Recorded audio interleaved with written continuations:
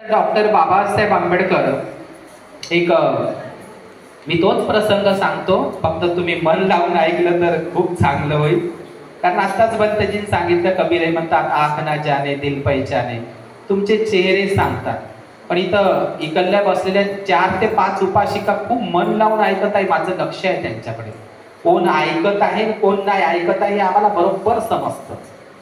म्हणून असं मी दोषारोपण काढण्यासाठी आलो नाही, पण कोण ऐकत आहे हे माझ्याकडे ते ऑब्झर्व करत आहोत. तर बाबासाहेब उस्मानाबाद नाव ऐकलं का तुम्ही? मी तिथला प्रसंग सांगतो. रायटिंग स्पीचेस मधला. उस्मानाबादचं नाव आता धाराशिव आहे. धाराशिव ह्या बुद्धिस्ट लेण्यावरून ते नाव दिलं, सार्थकी आहे.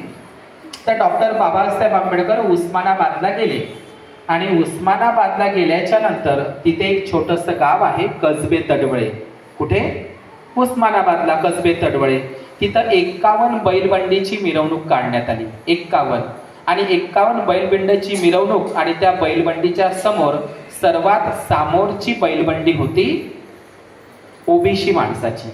आणि ती बैलबंडी आजही कसबे तडवळेला त्या ओबीसी बांधवांना, ओबीसी म्हणजे काय, ओरिजिनल बुद्धिस्ट केडर, समजलं? तर त्या माणसानं आजही ती बैलबंडी जशीच्या तशीच ठेवलेली आहे. त्याला रंगरंगोटी केली आहे, मी स्वतः बघितली आहे. कसबे तडवळे, उस्मानाबाद, धाराशिवला.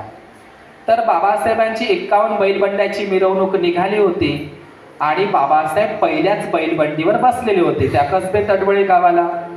तर बाबासाहेब ती बैलबंडी, ती आता खिलार जोडी होती आणि बैलबंडी वेगात धावत होती आणि बाबासाहेब त्या बैलबंडीमधून पडले. त्यांना दुखापत झाली आणि बाबासाहेबांची त्या कसबे तडवळेला मग ती सभा भरली, मेळावा भरला, धम्म मेळावा भरला. बाबासाहेबांनी त्या ठिकाणी कसबे तडवळेला, आम्ही मराठवाड्यामध्ये गेलो पश्चिम महाराष्ट्रात, तर तिथे लोक कलशा भरून पाणी देतात भंतेजीला पाय धुवायला. आपल्या महाराष्ट्रामध्ये इकडे विदर्भात ते गडवा भरून देतात.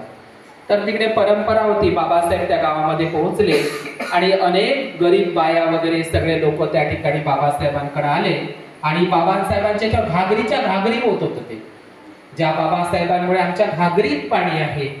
आणि त्या स्त्रिया बाबासाहेबांचं इतकं स्वागत, म्हणजे पूर्ण पायावर पाणी होत होतं ते. तर बाबासाहेबांनी ऑब्झर्व केलं. काय ऑब्झर्व केलं?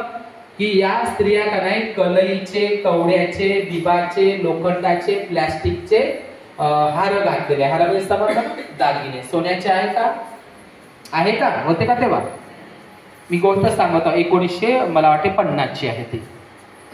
तर बाबासाहेबांनी ते ऑब्झर्व केलं की या महिलांच्या अंगावर कलईचे आणि कवड्याचे वगैरे प्लॅस्टिकचे, लोखंडाचे दागदागिने आहेत.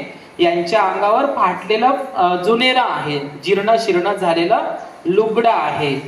आणि बाबासाहेबांनी ते ऑब्झर्व केलं आणि मग बाबासाहेबांचं तिथे भाषण झालं कसबे तडवळेला. आता बाबासाहेबांचा पहिला शब्द आहे की बाबासाहेब बोलतात, बाबासाहेबांना तिथल्या एका व्यक्तींच्या संदर्भात एक प्रश्न उपस्थित झाला होता की बाबासाहेब बोलले, तुम्ही जे खेड्यापाड्यात राहता ना, 10-12 घरं, 20 घरं, 15 घरं, तर हे 10-12 घरं, 15 घरं जर जिथं अस्पृश्यांची असेल, शूद्रांची असेल, तर तुम्ही तिथं राहू नका.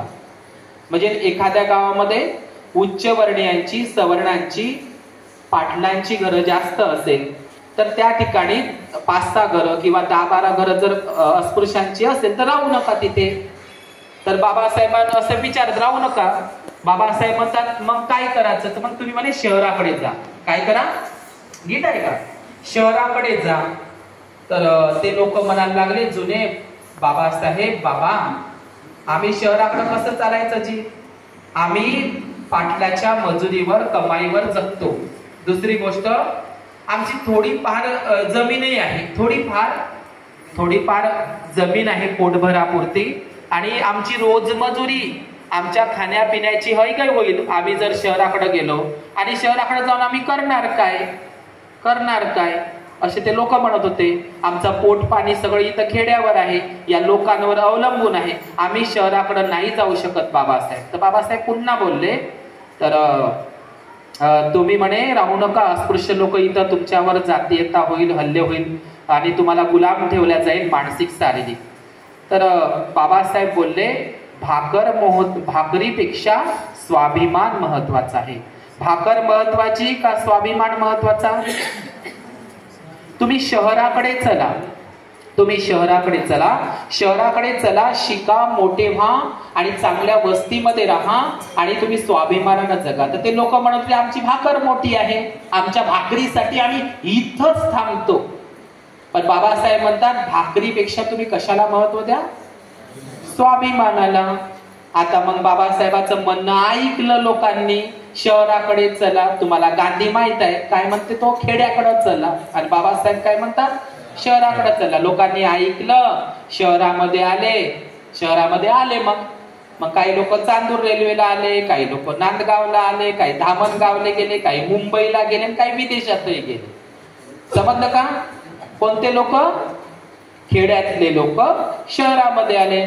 शहरामध्ये आल्याच्या नंतर आता तरी ते स्वाभिमानानं राहतील, आता तरी